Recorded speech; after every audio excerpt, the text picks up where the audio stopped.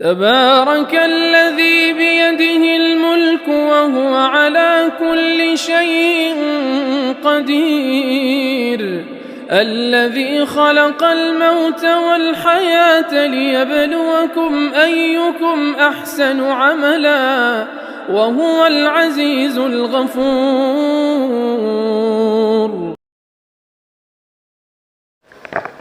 بسم اللہ الرحمن الرحیم. میرا مقالہ اس کا عنوان ہے حضرت مولانا علامہ انور شاہ کشمیری رحمۃ اللہ علیہ اور دارالعلوم دیوبند.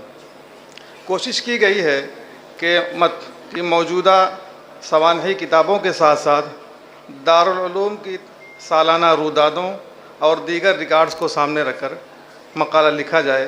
تو اس سلسلے میں میرے سامنے دو تین چیزیں ایسی آئیں جو عام طور پر جو تذکرہ نگاروں نے لکھا ہے اس سے مختلف ہے، تو انہی دونوں تین باتوں کو میں پیش کر دیتا ہوں.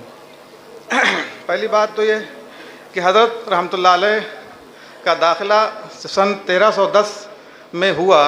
اس سال کی زیر درس کتابوں میں صرف 2 کتابوں کا نام عام طور پر لوگوں نے لکھا ہے، جبکہ 2 مزید کتابیں اور بھی ہیں جس کا تقریری امتحان ہوا تھا اور اس کا نتیجہ اس رودادوں میں دوسری جگہ پہ لکھا ہوا ہے، جس پر عام طور پہ لگتا ہے کہ لوگوں کی نظر نہیں گئی. دوسری بات اس لیے کتابوں کے تعلق سے ایک یہ ہے کہ حضرت رحمۃ اللہ علیہ کے کتب ممتحنہ میں موطا امام محمد کا ذکر نہیں ہے.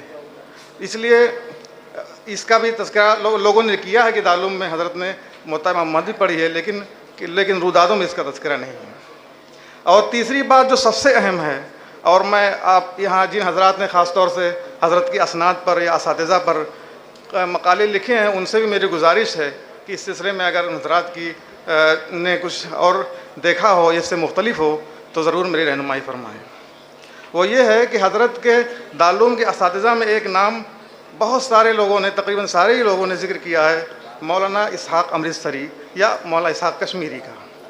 میں نے جو کچھ دیکھا ہے، درودادوں میں ایک نام محمد اسحاق امرتسری بطور استاد تذکرہ ہے ان کا، لیکن ان کا نام 8ویں یا 10ویں نمبر پر ہے اور بطور معین مدرس ہے.